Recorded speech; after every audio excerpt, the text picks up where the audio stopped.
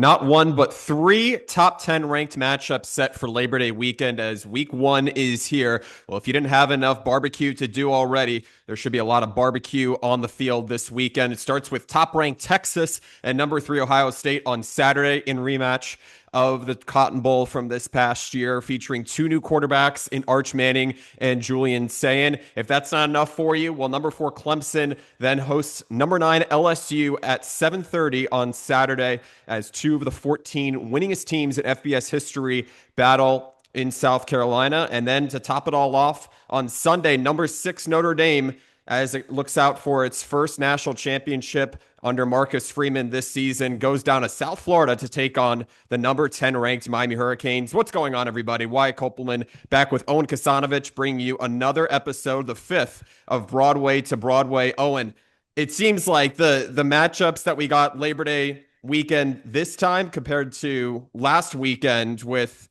particularly Kansas State and Iowa State, two ranked Big 12 teams in Ireland, almost doesn't compare to what we can see this weekend going on. Yeah, it should be an awesome week one slate. Usually you get a lot of cupcake games, where there's a lot of Power Five teams versus some lower ranked schools. Not this year. You mentioned it. You talked about those matchups. We even have Florida State, Alabama, LSU, Clemson. You talked about, of course, the much anticipated Texas, Ohio State. There's a lot of good football throughout Saturday, all the way even into Monday with TCU, UNC, the highly anticipated debut of Bill Belichick with the Tar Heels. Yeah, some people are thinking that maybe it's a one and done for Bill himself. Should he want to pursue something different than college? If he maybe thinks that the ACC is not the point or the particular conference that he wants to be coaching in his career at this point. But we'll have to see how that definitely unfolds because of the 70 transfers that are set to debut. Maybe not all of them, but at a certain point this year under the North Carolina Tar Heels' new leadership. We have a ton of things to get to in this episode, including a lot of headlines between college football as well as the NFL. News has broken quite frequently over the past 5 days as we are looking forward to bringing you a ton of different things, including a new edition of the Microscope, ton of opening picks for the season on Broadway Books. But first, we get into some college football headlines. This is something that I think has caught a lot of people's eyes, Owen, over the past couple of days.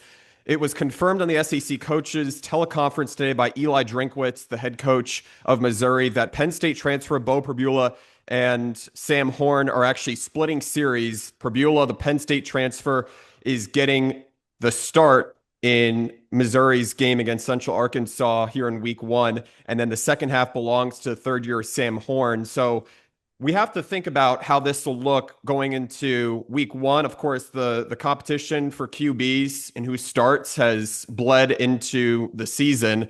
But here's what Eli Drinkwitz had to say at his press conference on Tuesday in Columbia. Just didn't feel like I could make a decision without a little bit more information. And I didn't want to rush the decision. I think the decision of the starting quarterback for me personally is something that I'm going to have a lot of conviction about. And I felt like both of those guys, like I said, have played winning football throughout camp. And I have a lot of confidence that both can execute at a high level. So really the only other thing to measure was to put them in live competition. Nowadays, I'm never going to do that in practice. Just because of the nature of college football now and the investments that we have in those positions. So the ability to play live football Thursday night, the ability to watch these guys prepare, see how they handle the preparation, I felt like was the best course of action. Well, so Owen, I can't imagine that Drinkwitz wanted to make this about fairness as much as finding the right fit to replace Brady Cook. He became the first Missouri quarterback ever to throw for 9,000 yards and run for 1,000. He had 49 touchdowns in 46 games, so this is going to be something that Drinkwitz is going to view as a critical week, albeit against an FCS team. Yeah, it's going to be tough to replace Brady Cook. And you mentioned the Penn State transfer, Bo Pribula and Sam Horn are going to be splitting halves and in the opener. So it'll be interesting to see who comes out on top in that matchup, that QB duel. It's kind of like a preseason game, right? You played two quarterbacks in that first game. I remember Nick Saban at Alabama in years where he didn't have a true starter at quarterback would do this sometimes as well. So whoever plays the best and looks the best when he's in there is probably going to win the job and start the beginning of the season. There could be, depending on how, say, Prabula wins the job, if he doesn't look good in an SEC game, that they could always go to Horn. So it's going to be a interesting competition, and whoever wins, I hope they have success this season. The Tigers, they have a pretty loaded SEC schedule, but they do have some time afforded to them to figure out which quarterback will be more fit or suited to start under center. As a matter of fact, also among former Missouri quarterback news, Cook himself was actually waived by the Jets on Tuesday. So see if he picks up any longevity for himself short term, as the NFL is also set to begin next week. Well, Colorado is also making some key quarterback decisions. Deion Sanders chose Caden Salter over 17-year-old freshman Julian Lewis. The news released earlier this week. Sanders said he still feels, quote, darn good about them, referring to both quarterbacks, despite their differences in styles. Owen, I would think that Salter's 66 touchdowns over the past 2 seasons at Liberty raised a lot of doubt for Sanders in this decision because of what he can do compared to a 17-year-old freshman who's yet to see a college snap.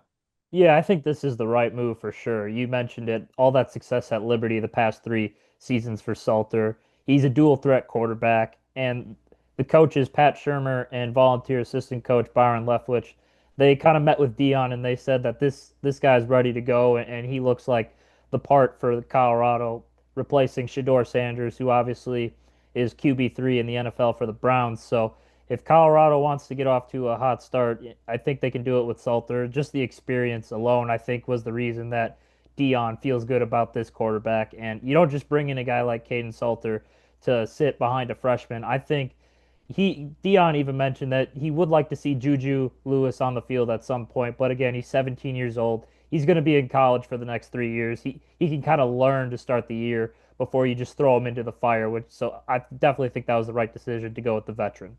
This is a decision that will be closely monitored throughout the season as Colorado tries for a 10-win season under Sanders. Dealt with some health conditions, as we had talked about a couple of episodes ago, but seems to be feeling as good as he has, as he had said to media earlier in fall camp.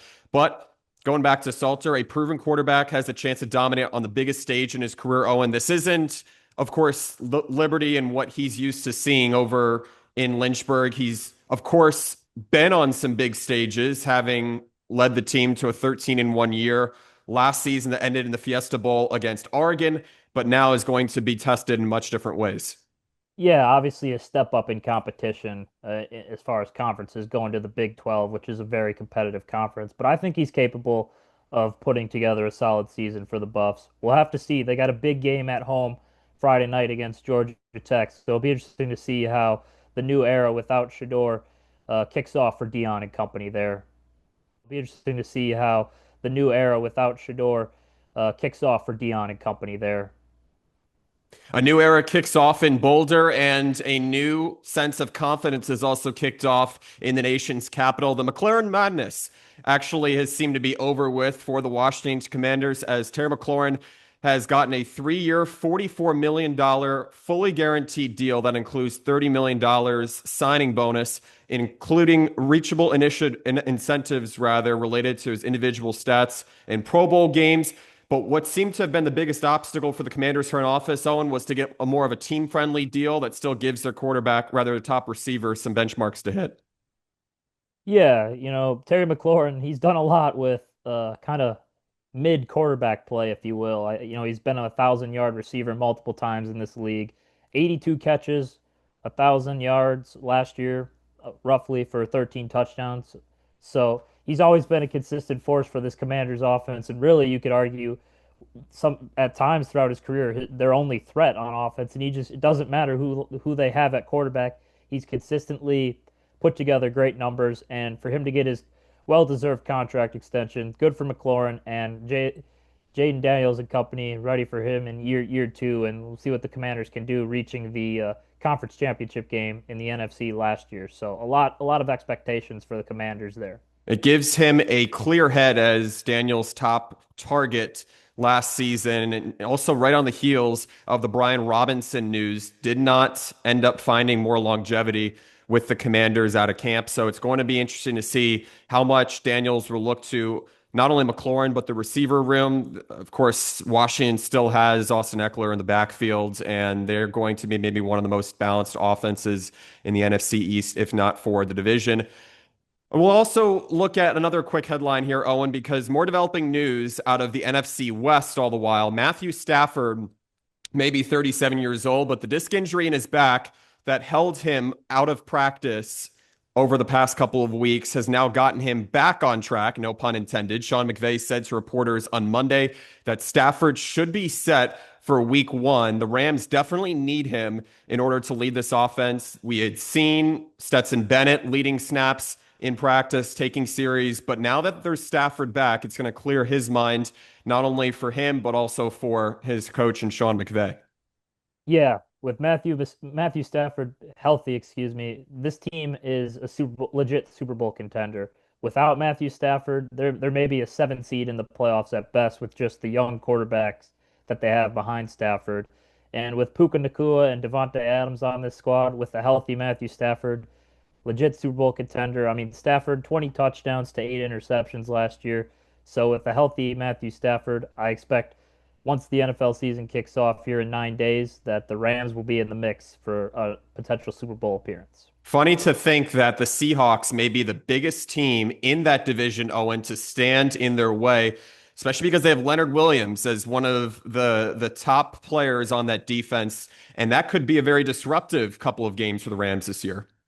Yeah, the Rams and Seahawks games are always kind of low scoring, uh, heavy hitting affairs for sure. And with the Seahawks getting Sam Darnold, definitely going to be good competition there. Of course, Cooper Kupp going to play for the Seahawks, where he's from in the Washington area over there. So those two games we'll definitely have to keep an eye on those division games because I think the winner of those games will definitely have the inside shot at the division in the NFC West for sure.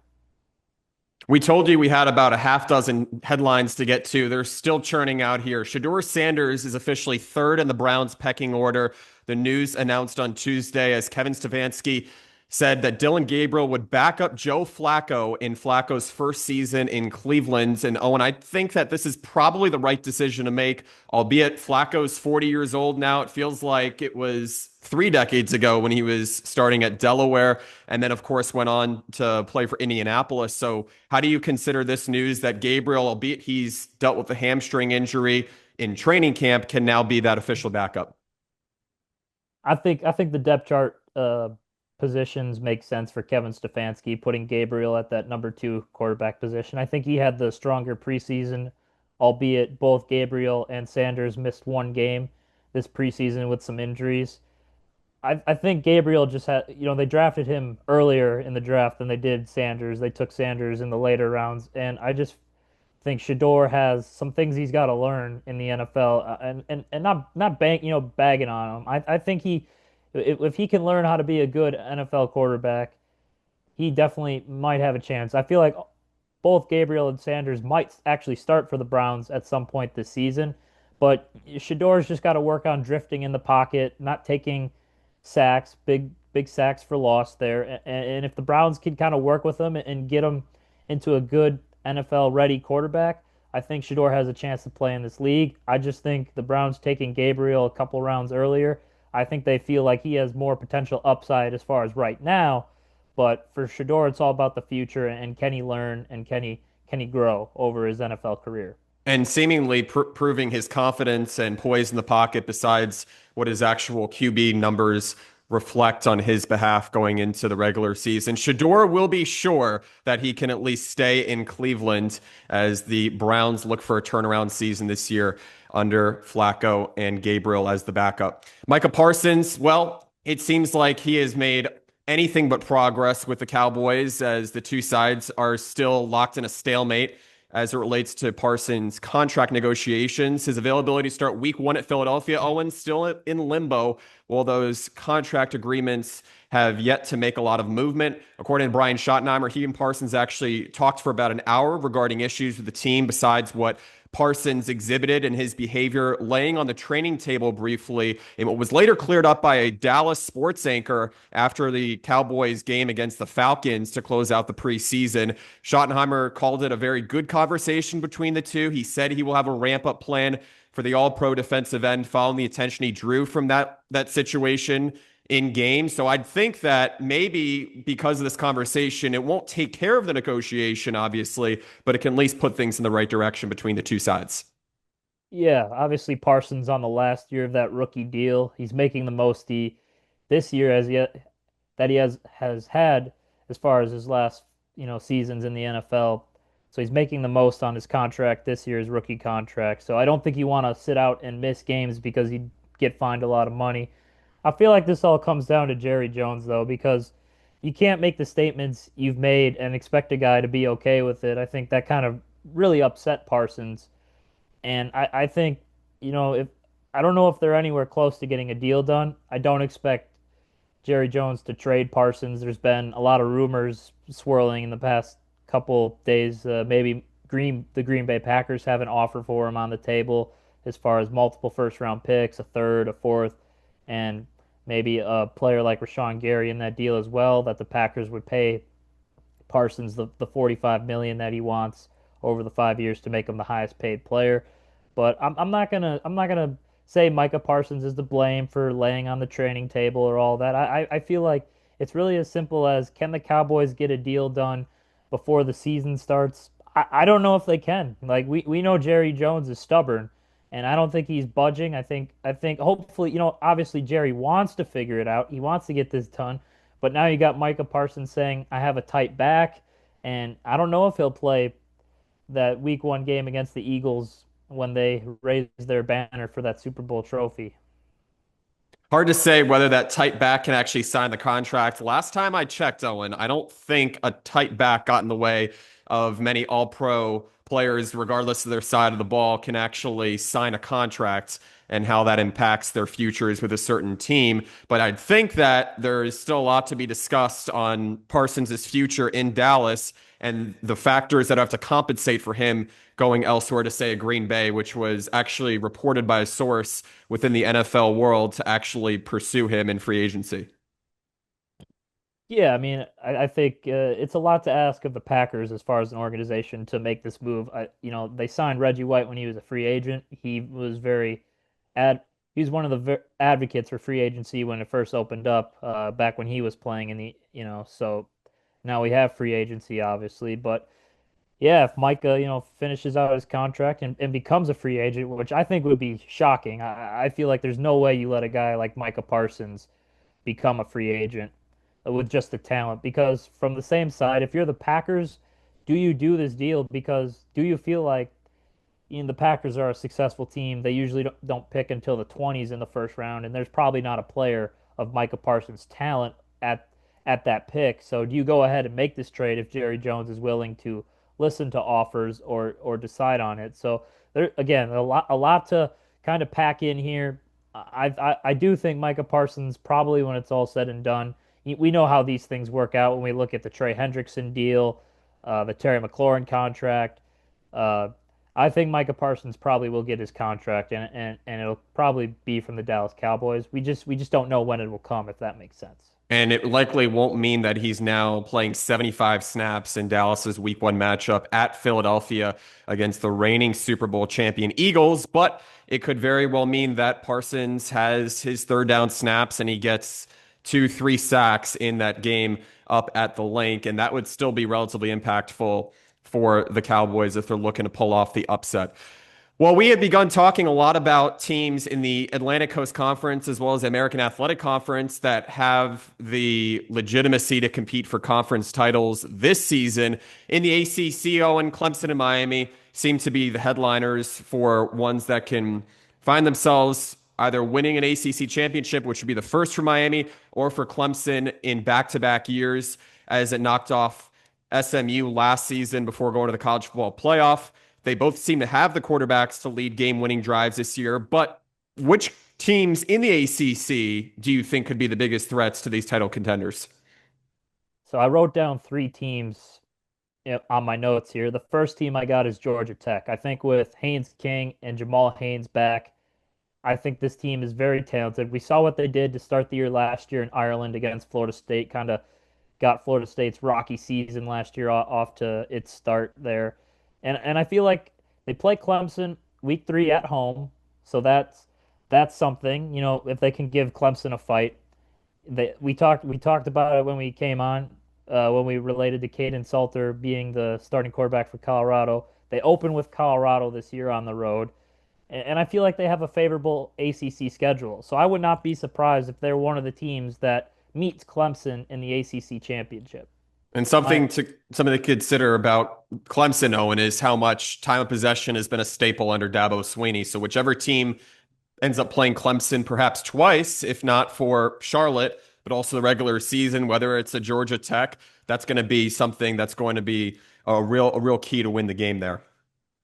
For sure. And my second team is kind of like a Georgia Tech team with Pat Narduzzi at the helm of Pittsburgh, obviously. I really like Des Reed and Eli Holstein.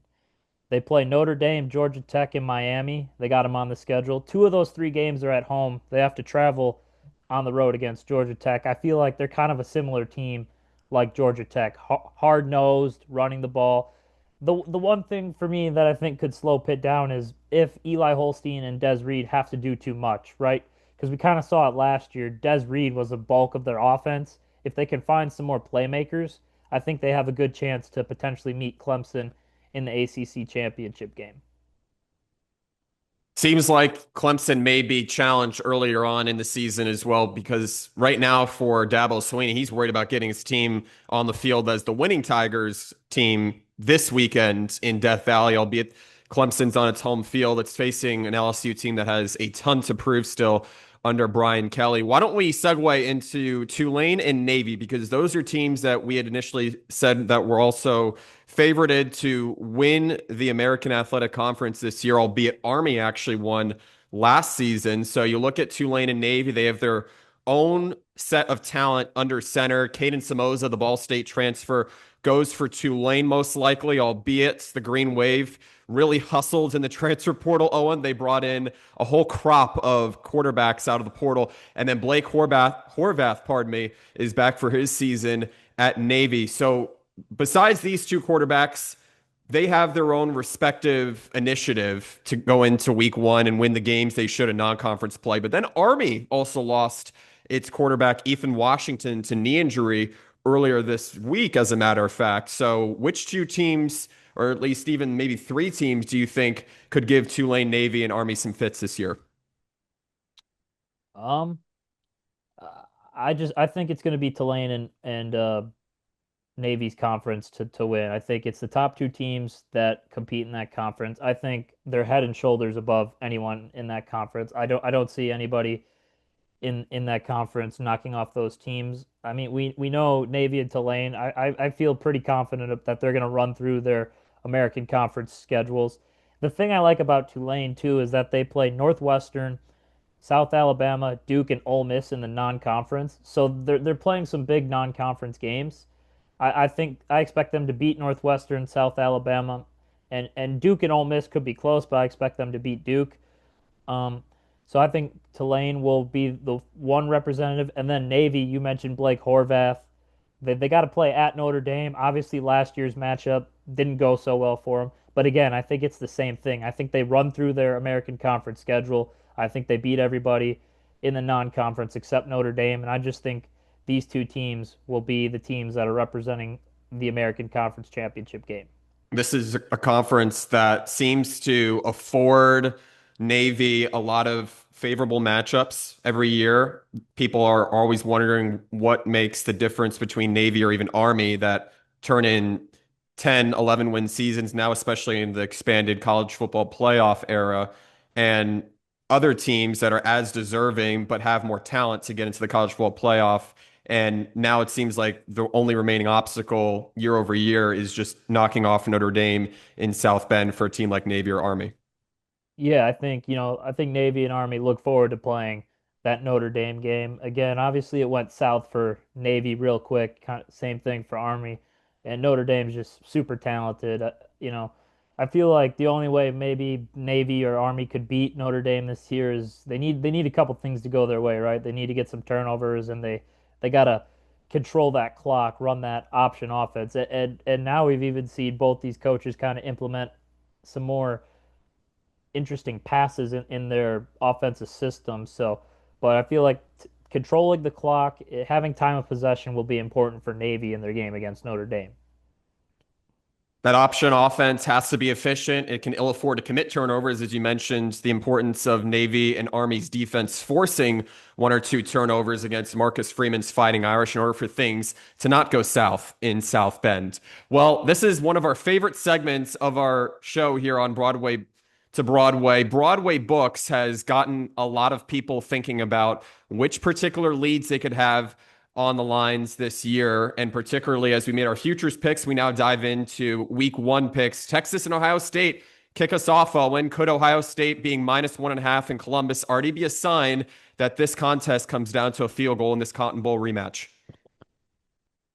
I think this game's going to go one of two ways. I think I touched on it a little bit last week. It's either going to be really high scoring or it's going to be one of them low scoring games. But I do have Ohio State winning this matchup. I think again, if it's high scoring, probably in the 30s, this I could see this game, but I'm expecting this game to kind of be in the mid to low 20s. I think, yeah, there's a lot of talent on both these teams, but two new quarterbacks for both these teams. Obviously, Arch Manning in his first year starting, and then Julian Sain for Ohio State. A lot of firepower on both sides of the ball. It's week one. You're playing tough competition. I think it's going to be a little bit of a feeling out process for both these teams, and whoever wins, I feel like it could come down to maybe a last second field goal. But I got Ohio State. Owen has Ohio State. So third and medium, Julian Sayin is leading the Buckeyes in plus territory. It's approaching a red zone trip. This is something that Ryan Day emphasized in his press conference as he told reporters on his message to Sayin in his first ever start, literally just throw it away. And that was something that I think is going to gratefully help the freshman quarterback and the former Alabama transfer, as a matter of fact, because he ran through spring drills and he knows what it takes to win, having seen what Will Howard did last year to lead this team to a national championship, especially after it lost to Oregon State midseason. And now I think that's what's going to really help, especially if it's only decided by one score. Syracuse begins its second year under Fran Brown when the Orange goes to Mercedes-Benz Stadium in Atlanta this Saturday. Oh, and is this the time for the Vols' new quarterback, Joey Aguilar, on this offense to prove that they could defeat Power Fours by 2 touchdowns in neutral sites?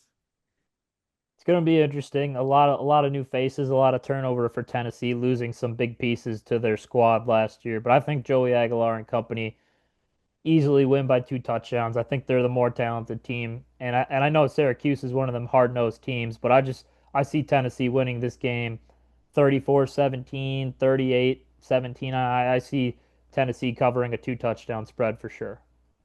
We move on to Florida State and Alabama, a 3:30 kickoff on Saturday with the 8th-ranked Crimson Tide starting a new quarterback, with Ty Simpson being rewarded to the starting job in his 4th year. Is that a team that could be favored by 2 touchdowns, as Las Vegas has for this week? Yeah, I see Alabama rolling into Tallahassee and beating Florida State. I don't know if Thomas Castellanos is the type of guy for Florida State. I think Florida State could get to 7, maybe 8 wins. I don't see them having a full rebirth as far as college football playoff expectations. I just Florida State was pretty bad last year. I know they kind of turned over their roster, but I see Alabama winning this game by 2 touchdowns. Well, Alabama, as we had said 2 episodes ago, how it's without Jam Miller, its senior running back and expected bell cow. Have to see how the Crimson Tide can adjust offensively with their new starting quarterback. LSU and Clemson are one of the 3 matchups between top 10 teams this weekend. Oh, and it seems to be the time for LSU to rely on outside linebacker Harold Perkins on the road as 3.5-point underdogs. Yeah, this game's going to be tricky because, again, I feel like it could go one of two ways. It's a very high over in this one prediction wise, but again, this game could go very high scoring or be a defensive struggle and whoever comes out. I feel like, LSU hasn't won an opener in a while. They've lost their last three. So if they want to win this one, Nussmeier is going to have to stay out of that third and long situation for this Tigers team. I feel like they got to do a good job of kind of sticking in that third and medium. You mentioned the defense. They got a lot of transfers in that secondary. Clemson's got some firepower in the receiving core. So it's everything you could have wanted in a week one matchup. As far as who's going to win this game, I know a lot of people are picking Clemson. I'm going to go out a limb here and say Brian Kelly gets a week one W. I think they can do it. Like, it's now or never for Brian Kelly. He's probably the SEC coach that's probably on the hot seat for a lot of people, and I feel like he's got to win this one. Nussmeier, potential Heisman candidate. I feel like the Tigers, if they want to go where they ultimately want to go, a college football playoff, maybe an SEC championship, but definitely the college football playoff at large, they got to start strong, and I feel like they get this one against Clemson on the road. They have to get it against Clemson on the road and get off the field without the luck of the Irish, and Brian Kelly could very well come away with a win.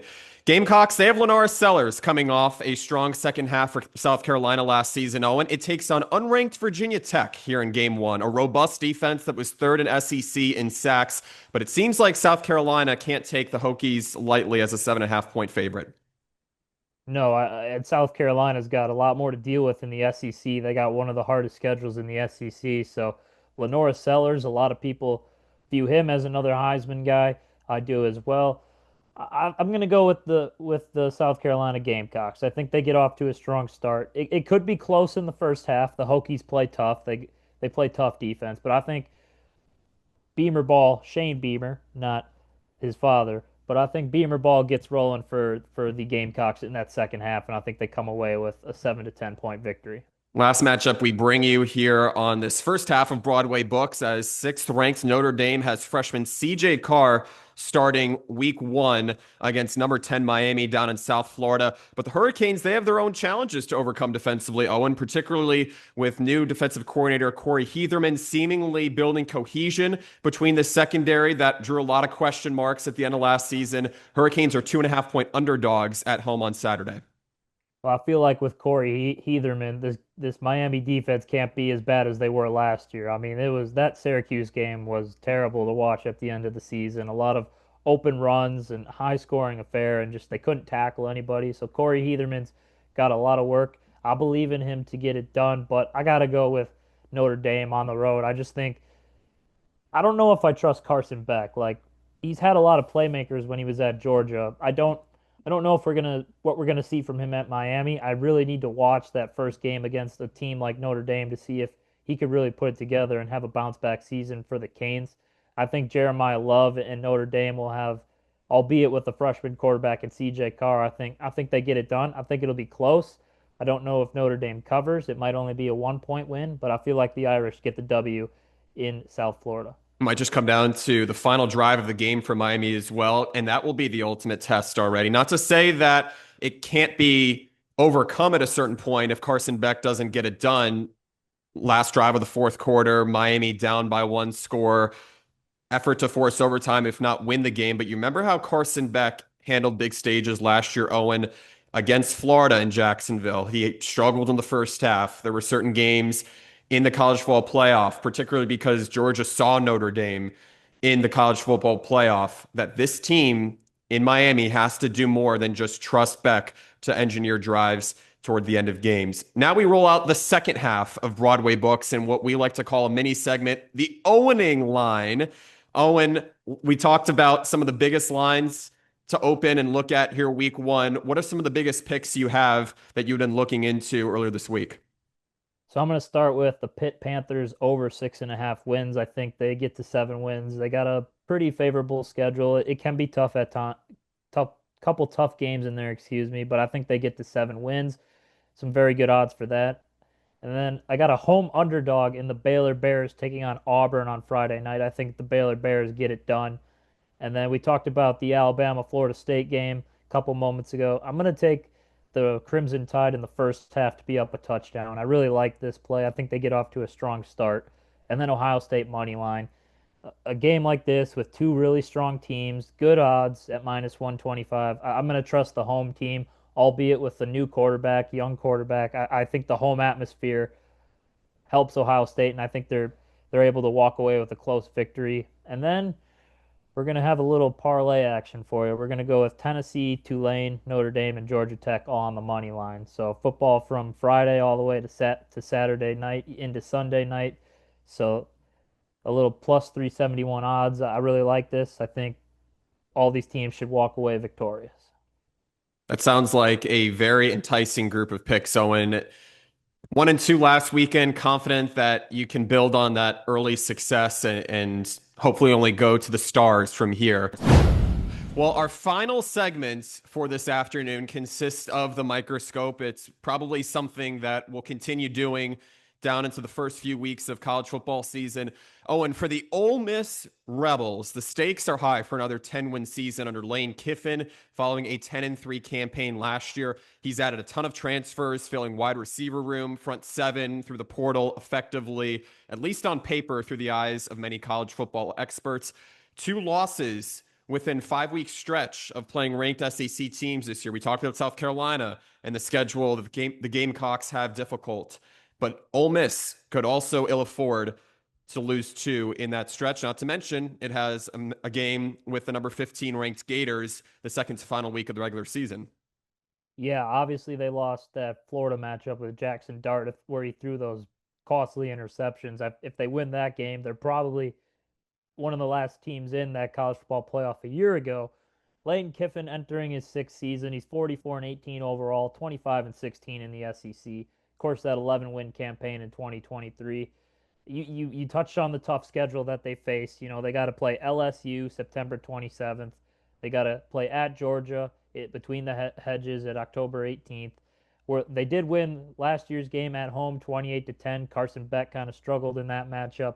I don't know what we're going to see this year. A lot of turnover with Austin Simmons taking over at QB for the Rebels. He's got a lot of talent, can pass, dual threat, can run. He was a baseball star, and now he's a football star on the field, plays 2 sports there.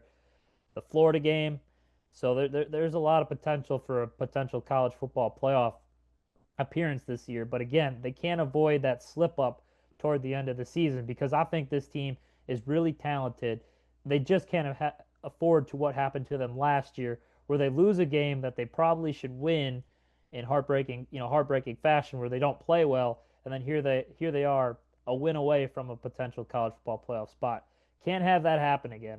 I don't think that will happen again this year. They're definitely one of my dark horses in the SEC. I love everything about them. You mentioned bringing in the transfers. I think their defense is going to be solid again this year. I think Austin Simmons is the real deal at quarterback. Ole Miss is going to be fun to watch this year.